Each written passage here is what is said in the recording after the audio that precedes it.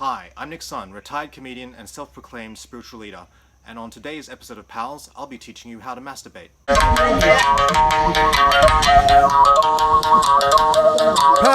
Palss, Palss, Palss, Palss, Palss. Quit your jobs. So right now, a lot of us are in isolation. We don't have much to do. A few of us have even lost our jobs, unfortunately, and all of a sudden we have a lot of downtime available to us. A lot of people aren't actually used to that, and it can actually be quite hard sometimes to have a lot of downtime. You just don't really know what to do with yourself.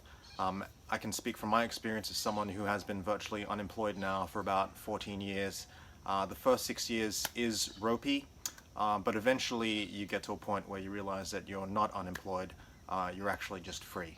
Palss. A lot of people are probably going a bit crazy right now because they've never really had a chance to just be. They've constantly had to do, which is very much, I feel, a disease of modern civilization, based around an economic system that's centered on perpetual growth. This idea that we have to continually be growing and exploiting various limited natural resources for the continued creation of capital that isn't actually attached to anything real. It's a bit like, I guess, raping your mother on a cloud for some plastic tokens that don't really mean anything except to the people who have invested meaning in them. Palss. What also will happen when you have a lot of time to not do anything is that a lot of your shit will come up and you'll have to deal with it. But unfortunately, what a lot of people end up doing is projecting a lot of their shit onto the people in their immediate vicinity. Luckily for me, in my isolation period right now, I'm only really sharing my living space with my best friend, Noam Chomsky, and we get on like a hospital on COVID. Isn't that right, Noam? You're gay.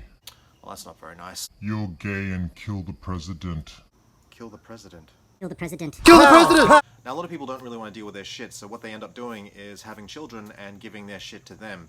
And then these children, instead of dealing with their shit, they give their shit to their kids. And so what you get is this multi-generational cycle of shit giving. And essentially what you get in the end is a multi-generational, quantum, non-localized shit fight, which is kind of the reason why this world's so fucked up right now. So here we have the cycle of shit here that I drew a very scientific diagram here. There's you, your dad and mom have given their shit to you.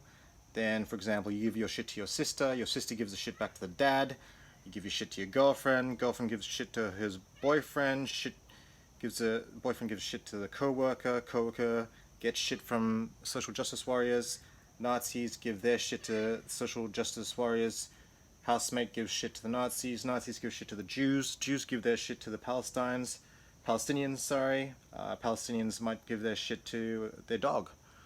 Their dog might give their shit to the co-worker, and then sort of multi-directional shit coming to Earth all the time. So if you want to try and do your best to divorce yourself from this cycle of shit, your only choice is to deal with your own shit and not to throw it on to other people. Kill the president. Don't beat your wife. So there's a whole range of ways that people can deal with their shit in a safe and contained manner, which does not involve projecting it onto people around you.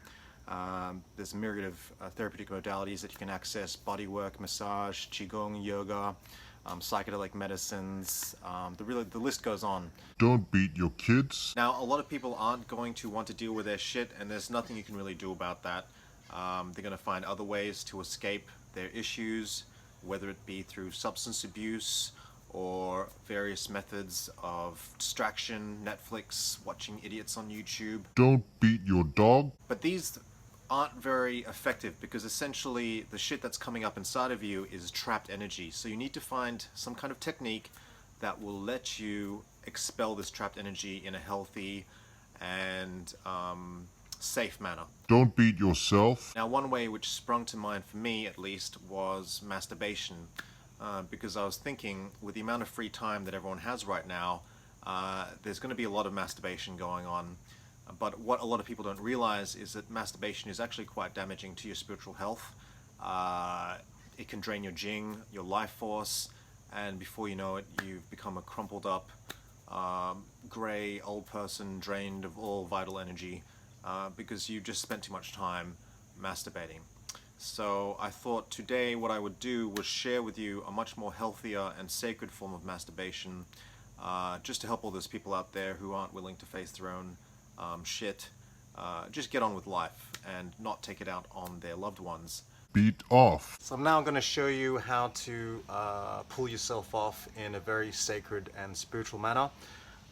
Just letting you know that I'm actually revealing an extremely secret technique here that I learnt off an extremely ancient, elderly, ethnic, secret knowledge holder archetype that I met during my travels by the name of Master Wang. I know it's wrong to sort of break these vows of secrecy, but I feel right now it's okay to share due to the way that things are. And I feel really called to share this with you out of the generosity of my heart.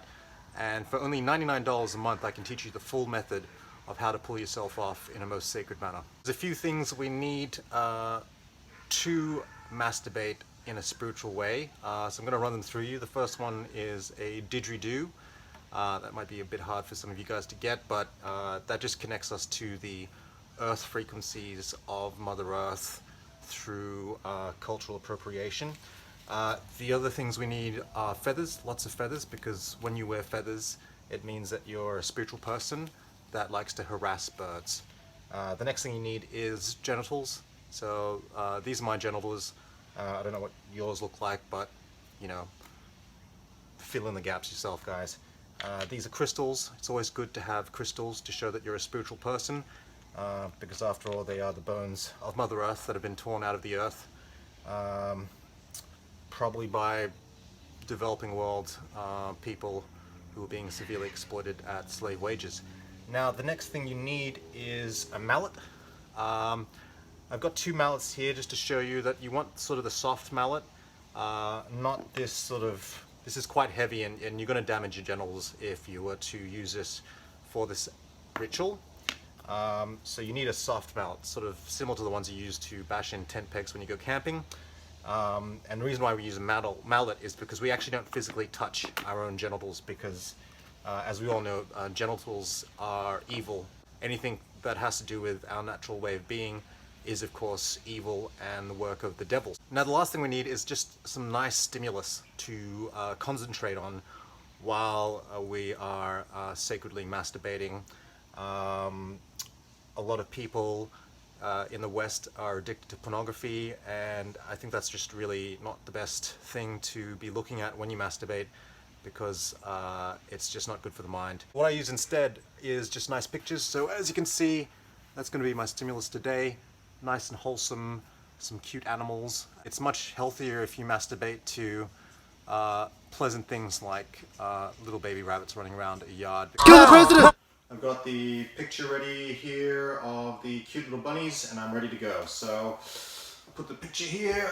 Now, the main thing is to really focus on sending positive energy through your genitals up to the celestial beings. Focus on the rabbits. Focus on the rabbits.